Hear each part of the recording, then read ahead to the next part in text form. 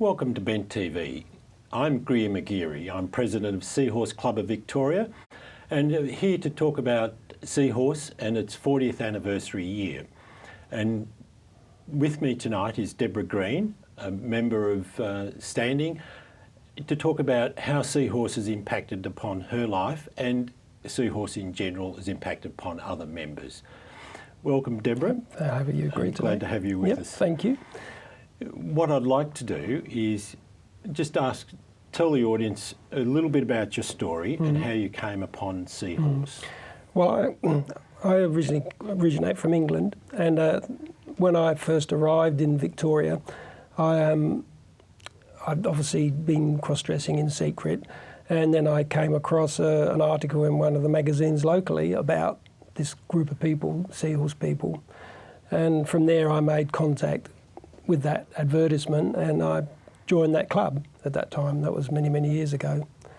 So prior to that I was just occasionally dressing at home, and from then on I had a venue where I could go along and meet with other people in a safe environment. So the obvious question there is the opportunity to meet with others who were a similar bent to yourself. Yeah.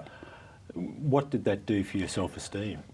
It was, for me, obviously, when I first realised who I was, I thought I was the only person in the world like that. And it wasn't, then later on I realised I wasn't. So to actually then be able to meet with people and go out, that was a great big relief, and it was something I cherished every month when that opportunity came round to go to that meeting and meet up with that group of girls, you know. When you're going along to a meeting, did you have any expectation of what you would expect to find? Obviously, the first few times were very nerve-wracking because in those early days as well, the venues kept changing a lot because it was very difficult to find somewhere safe and secure to hold the meeting. But obviously, once you've got used to what to expect, it was more or less a social sort of evening in the early days. It's probably a bit more structured later on, you know, when there was some different things, activities occurred, and people came along for talks and that, just to help people in what they were doing, you know. So, one of the things that I personally have experienced is that sense of being. Protecting one's confidentiality and privacy. Was that extremely important in your life? I think so. Obviously, in those days, it was very, very much something that we protected, and we were so scared that anybody might find out who we were, you know. I think it's changed a little bit these days, and I say that it's changed. Maybe it's changed more for some of us than some of the other girls still coming out, and that's why I think Seahorse is still important. We see the girls that have come out and are out and about, they don't need that protection so much anymore.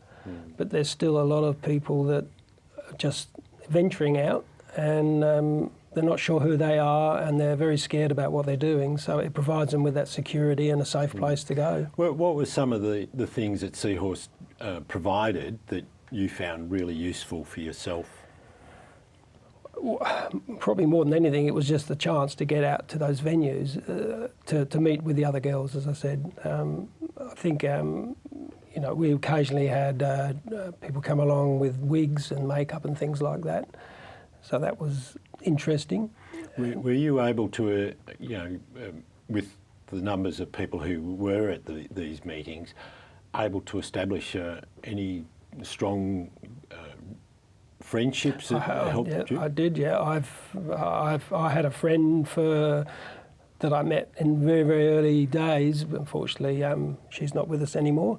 And after that, I've still got some friends that are very, very old Seahorse members. So yeah, and we're still very, very good friends. So yeah, I value those friendships very much. So with going to Seahorse over a number of years, when did you sort of find the courage, as it were, or in finding out about yourself and being able to be more adventurous and challenge the acceptance of people that you might have known? Yeah, to be quite honest, for myself, most of my, many of my years has been a very secretive sort of situation.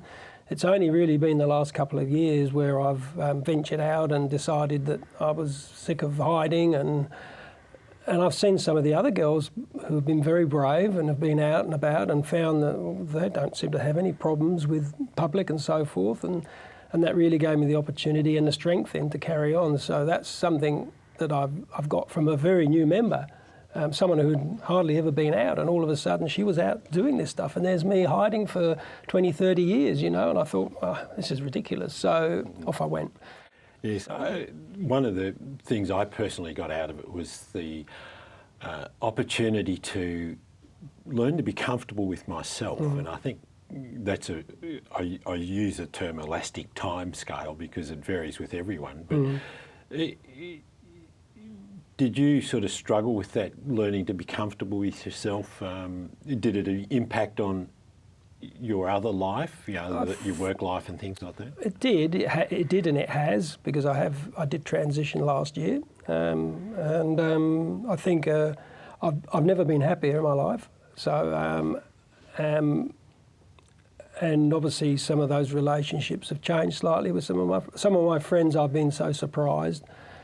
People that I thought wouldn't accept me have accepted me, and there's been only 2 or 3 people who I haven't had too much to do with since I transitioned, so which is a bit sad. But I understand that we're all so different, you know, that not everybody can accept us all as we are. Yes, but Seahorse has been, as I said, I still see Seahorse as an important thing from the point of view that you can see that probably the age group in Seahorse is a little bit older than it used to be, but there's still a lot of those girls are still coming out quite later in life, and they still need that protection as they start to venture out, and they need that encouragement and maybe a little bit of help with their appearance and so forth. Debra, thank you for telling your story and the impact that Seahorse has had upon your life. And I'd like to sort of probably stress in a way that that's what we're about. It's about being above board, providing a safe space, and just letting people learn about themselves and to be comfortable with themselves and enjoy their life. So thank you very much for that. And till we meet again, thank you very much.